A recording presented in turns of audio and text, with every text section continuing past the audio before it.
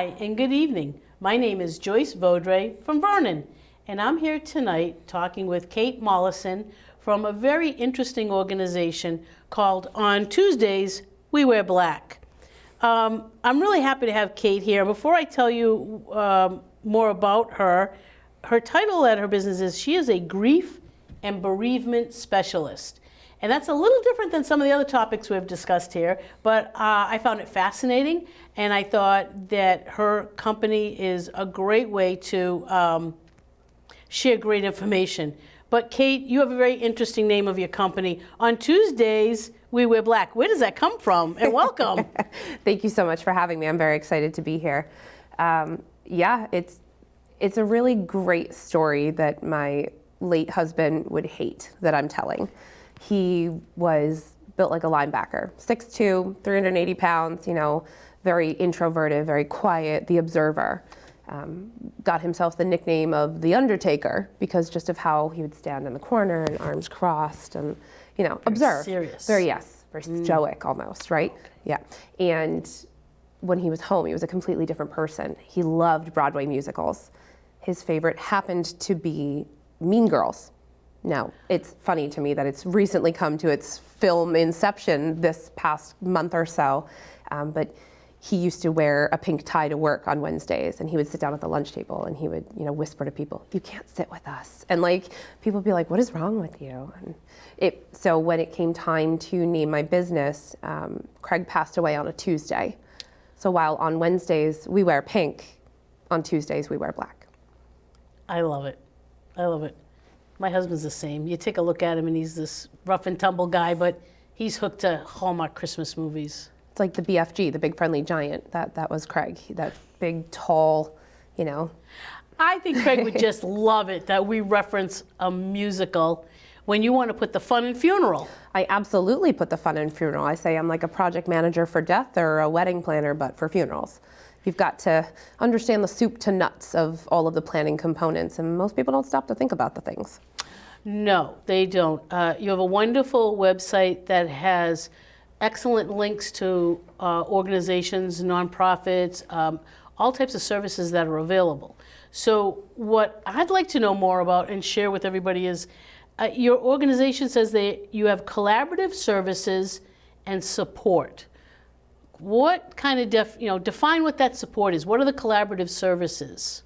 So grief is a very personalized and nuanced experience, right? No two deaths are the same, no two losses are the same. Grief is not, specific to just death, but grief is a really saucy minx, as I like to say, and how each person handles it and navigates that and does the bereavement side, which is the to-do things, is different. So it has to be a collaboration between myself and whether it be a business entity that I'm working with or an individual that I'm helping, we have to do it together. I always say, I can't walk that walk for you. I have my own walk to do, but I will help you stand up and I will support you as you get steady on your feet and I will show you the path and guide you along the way, but you have to make the choice to stand up and walk. You mentioned you work with individuals and businesses. Mm-hmm. And I was very familiar with the steps you had listed for individuals, but what are some of the things you would help a business with? Yeah, so that's actually a recent initiative I've taken on for 2024, where I've had such success with the individual clients, I've now taken a business approach to it. So my own personal journey with poor bereavement leave policies really shined a light on the work that there is to do in the grief and bereavement space. So I go in and I work with a consulting company that's an HR company, and they do audits for benefit packages, and they will help either write handbooks or rewrite handbooks or write more comprehensive bereavement policies. ADA is now covering grief, and that was circa 2017. So it's a federal compliance if you don't have a comprehensive bereavement package that's inclusive of grief. Most people don't know that. So how do we educate our small business owners? Connecticut is on the cutting edge for small business entrepreneurship. So we have to continue that success trajectory by setting businesses up for success. It's about retention and company culture and, inclusivity but it's also, as a business owner, about profitability, right? And how do we protect that profit margin in a humanistic way? By writing a better bereavement package that allows for people to take the time they need when grief is present without undercutting business. Is there a stumbling block to the topic of that type of benefits? I've been involved with benefits packages on both sides for many years. So it's a very tough topic. What happens? Well, I remind my professional clients that it is a marathon, not a sprint. And I personally am currently working on legislative change in the state of Connecticut around bereavement leave benefit packages to help employers have a more streamlined guideline and process. And that will also have some better enforcements and things that protect both business owners and individuals. So they'll just be better set up for success when those laws come down by working with me. Yeah, there's some stumbling blocks. There tends to be pushback. But once you show them the numbers, because I have a huge background in retail management and corporate retail, so I understand. While we understand people have losses, we don't come to work every day to see their bright shining faces. We come to work to make a paycheck. Yes, and how do you ensure the right bodies are in the place at all times? Well, if you have grief, you either can't be there or aren't there with full productivity. So how do we offload some of that to other people temporarily, or offer benefits that doesn't drain their PTO, so when their kids are sick, they can take that 1 or 2 days and not just quit because they feel unsupported. You're spending more money and more time sourcing, training, hiring, onboarding, and paying for these short-term disability leaves than you are to provide a comprehensive bereavement package that's grief inclusive. You've mentioned legislative, the law, and a lot of people aren't aware of things. That is a really difficult place to be a business owner. And you actually met someone that works here at CVC at a Chamber of Commerce networking event for legislators and lawmakers. Yeah, that was a really great opportunity, and I'm so thankful for the connection there to be able to come here and share all of this information with you. The Chamber of Commerce is really, that is a tool not enough small businesses use. Yeah. And the more I was involved with Chamber of Commerce's in my previous jobs, the more successful. And I'm actually still using the same accountant I met at a chamber in Worcester. Yes, I say it like that, in Worcester. I'm originally from Mass, I get it. I met 28 years ago, and he's still my accountant. So the legislative piece of this is a law, I'm here to help you with it, how do I make it easier? What would you advise if someone's listening and watching us now as an employee who knows that they know something's coming up? How do they approach it with their business owners? Yeah, so I think that's a really great question, and it's a very thoughtful question that a lot of employees are scared to bring these types of issues in an upward, method. We don't tend to, use that open door policy that we're all told exists because of workplace cultures in our grind society. But I think it's important to go to your HR rep and sit down and say, in the event of a loss, what resources do I have? And really challenge them to provide you with tangible things other than the number to people services or your EAP. While EAP can be a great benefit, and lots of programs have come a long way since COVID, there's still some work to be done in that landscape. Especially the smaller number of employee businesses, it's really difficult to have a comprehensive plan. And then the flip side of it is when you're with a very comprehensive plan that offers a lot of things, it's trying to figure out, is there something out there for me? The CDC reports that 1/4 of the American workforce is actively suffering from traumatic grief. So if you have a business that only has 4 employees, that is 1/4 of your profitability, 1/4 of your retention, 1/4 of your success metrics is gone out the window. And if you don't have a package in place, you just have a long-term trajectory of perpetual failure. Well, what are some of the things that the collaborative services that you would recommend to individuals, but then also a business can say, hey, listen, at least call this number? Yeah, no, I love that. So when I'm working with an individual, it's literally soup to nuts, and it's as hands-on as you want me to be. I will give you resources and tools and send you on your way if that's all you want. I can connect you with mental health referrals and PCP appointment setups and provide transportation accommodations. But I can also go as depth as appointment companionship if you don't have local family, or you need someone who feels a little bit more like they've got your back, a professional, if you will, I'll go and I'll sit at the lawyer with you. I will find you an estate lawyer. I can file a certificate of death. In the state of Connecticut, if you don't have an autopsy, sometimes you're required to file your own certificate of death. Most people don't know how to do that, or that they have to. I didn't even know that. Most people also don't know that they have more time if their loved one is deceased and needs to stay in the morgue. You have up to 3 weeks with the medical examiner's permission. So that's that race against the clock to get things done, and you're under duress, and grief affects your neurochemicals. You are literally 9 years old within your frontal cortex. The level of stress hormone in your brain, how are you supposed to make sound financial and legal decisions as a 9-year-old? Yeah. So that's where I come in, as I give you those checks and balances, and okay, what are your pain points? What's your to-do list? That individual, collaborative, curated list. And it doesn't matter if you're 10 minutes after death or 10 years after death. There is always something undone or could have been done better or needs reevaluation. Great, you had an estate plan, but now you're finding assets that weren't uncovered in the inheritance process, and now they have to go back through probate, and there's a whole other convoluted process there. So there's always something to be done with the bereavement piece, Right. but I also help people with the grief piece. I provide them, access to community events beyond just support groups. All right. Speaking of, I don't mean to interrupt. No, please. I have to ask you about the Death Cafe. I always say talking about death doesn't have to kill you. It's not a death sentence. So the Death Cafe is actually a global nonprofit initiative, and I am honored to be a certified facilitator for that program. So it is a community event that is a roundtable discussion where we destigmatize and demystify death. We just talk about it.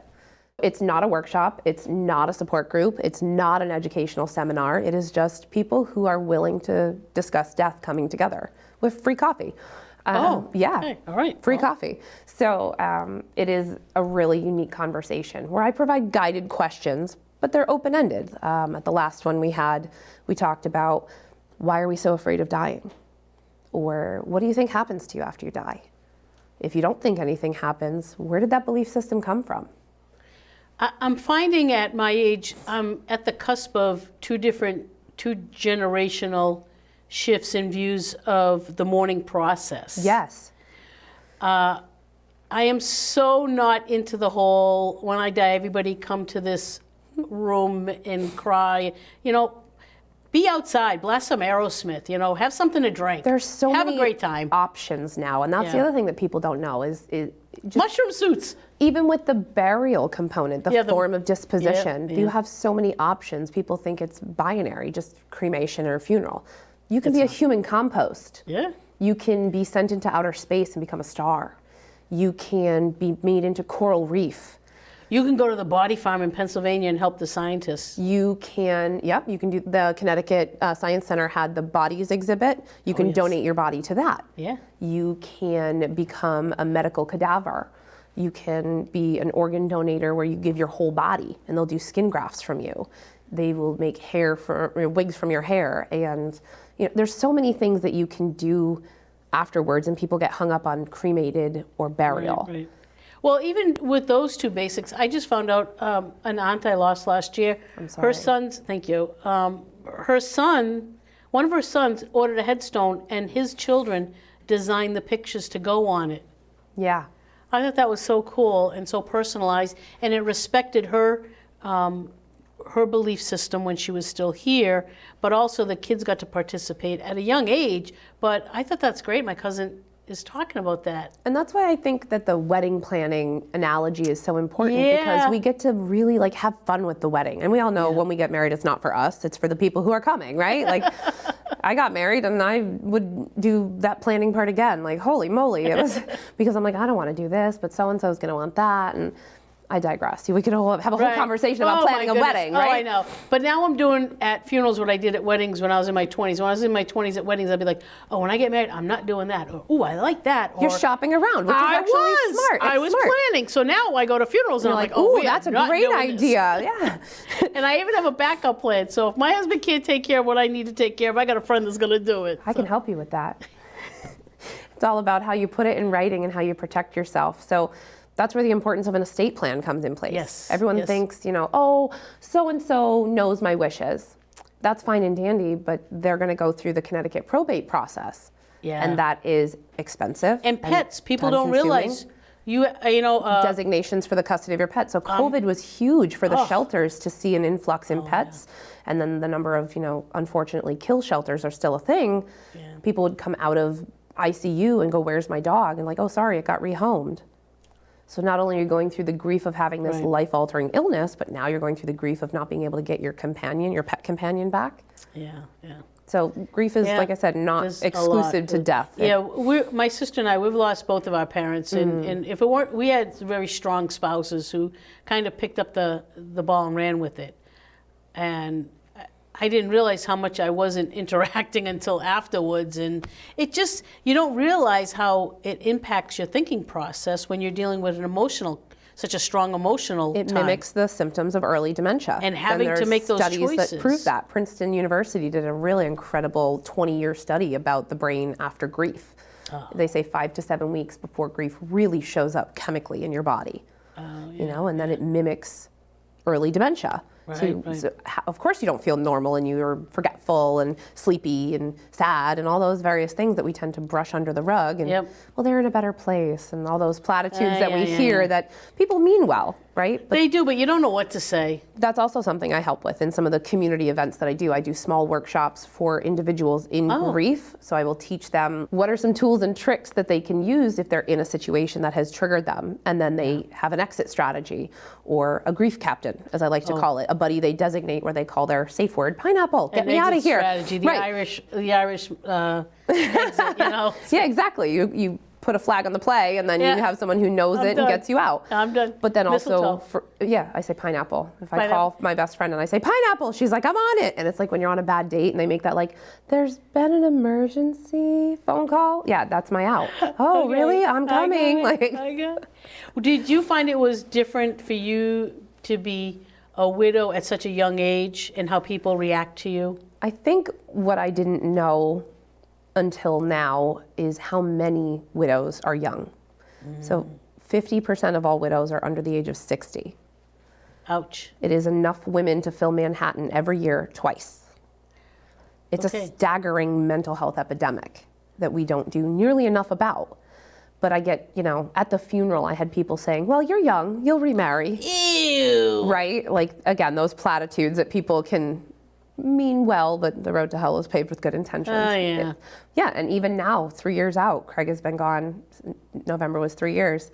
People are like, why aren't you married yet? And I'm like, please.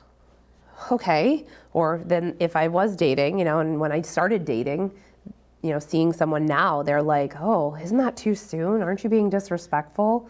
Everyone's very quick with an opinion, right? But they don't really take into consideration the fact that I'm happy and that I'm healthy and my children are healthy, and Craig wouldn't want me to ruminate, and I have to take his legacy and his life and move forward with it. That's really the trick to surviving grief, is moving forward with it. Moving forward. You're moving forward in a lot of directions. You're also doing a podcast. Yes, my podcast actually launches next week, Tuesday. So again, Tuesdays. On and a it's Tuesday. the 13th, which is 13th my lucky number. So we are launching Happily Never After, turning the page after spousal loss. It is introspective with a widower, so the male perspective on the widowhood experience. And we talk about the gender disparities and the affluence and the geographical restrictions. While our loss stories are very similar, the experience for a widow and a widower are wildly different. So it's interesting to deep dive into that. And we bring in experts who give us tips for our viewers and our listeners on how to ask questions when navigating the widowhood experience. So it's hard to even know where to start. Like, where do I even begin? And also that whole dance of when is it appropriate to do whatever? Whenever. Donate That's the answer. the clothes. Go out with friends. Stop wearing black unless it's Tuesday. I started wearing more black. I think I wear more black now. Maybe it's just very on brand for me at this point. Going back to the website, because you do so many different events. You do have events on your website. I do. You have the links to all the different services. What is one of the if you were to tell someone just one piece of advice right after they've lost somebody, what would it be? Give yourself permission. Permission to say no. I always tell my clients, no is a complete sentence. You owe no one your narrative if you don't want to. No to an invitation. No to food. People are going to try to feed you, and they're all going to feed you all the wrong things. You know, everyone's quick to drop off the casserole and the bottles of wine, but what we don't realize is those actually encourage poor choices and poor behaviors that affect your brain and your decision-making capacity. Drop off a charcuterie board instead, just pro tip. Give yourself permission to oversleep, to date, to pierce your nose like I did, to ride the motorcycle or skydive, or it is your excuse to just live unapologetically, authentically on your own timeline. And you learn that in your own time. You know, I can tell you that 1,000 times and you won't hear it until you're ready to hear it. But just let it echo. And Give everybody yourself does permission. grieve in a different way and in different time. There's no right and wrong way. Absolutely. There is no right or wrong way to grieve. And the thing is, grief never goes away. No. That's the big misconception. It changes. Bereavement ends. Mourning ends. But grief becomes a part of you. Yeah. It is moving forward with it. That is the key to success. And for a company who they really, all the business owners, they always want to do the right thing. How do they get started with doing the right thing by their employees and having an all-inclusive benefits package? Yeah, I love that. I think first step is to, set up an appointment with me and let's do an audit of what services you have, what resources you know about. They might even have services they're not even aware of. Or they're not utilizing to their correct capacity. Then have a professional development day. You have to have those, so many per day depending on your industry. Yeah. My favorite one recently, I went into a real estate agency where all of the new realtors had just been licensed. Caught them day number 2, fresh out of the water. And I says to them, so Susie Q lost her husband. She's been married for 60 years. She wasn't on the mortgage because it was that time and age of that generation. He didn't have a will. House goes through probate. You've got 90 days to sell the house. How do you go in and tell her to clean out the closet and take the family portraits off the wall? Ouch. And they all went, because you don't know how to do that as a human until you have to encounter it. So why are we setting up all of these industry professionals to fail when we can give them the tools before the experience happens and make that experience better for the grievers and better for the professionals? Because then there's a grief when you go home as that professional. You go, oh my God, that felt awful. I don't want to be that financial planner that has to tell the wife, no, you can't have the money because your name's not on the right paper. Yeah. Why be that person if you don't have to? And ugly. Yes. So how do we help set businesses up for success and mitigate their own emotional trauma and burnout, which then again protects retention and productivity? Yeah, I hate to make it about the dollars and cents, but well, in our world, money makes the world go round. In the business capacity, and then you're talking about the individual. So because you're providing a more comprehensive workplace, that culture, that philosophy. And most of it probably won't even cost them much money at all. It's just actually cost them less. Okay, well there you go. You have more productive people. I'm not asking people to spend more money. I'm asking them to be thoughtful about how their money is currently allocated and be open-minded to reallocation. Oh, now that's a good point. You're just hey man, if I can save you money and save you employees and have a great culture it's changing the landscape of grief and bereavement because you have to understand how those two work together. I'm optimistic that people nowadays are more open to having these conversations. They're difficult, they're awkward, and sometimes you don't know what you're saying if it is even correct. And making your wishes known, yes, that's a good first step, but one of the things I ran into, not with my sister, but with a friend, was the friend knew what the mom wanted, but the other sister didn't. And the other sister was like, no, it has to be this way. So if you have wishes and you shared it with one person, you might want to share it with 2 if you don't get it in writing. You should get it in writing. Because even if you share it with 2, then you can end up with a contested probate case. And probate's complicated as it is. Yeah. I had an uncontested case because Craig was, he had no will, but still took 19 months and $10,000. Yeah. So how do you complicate that?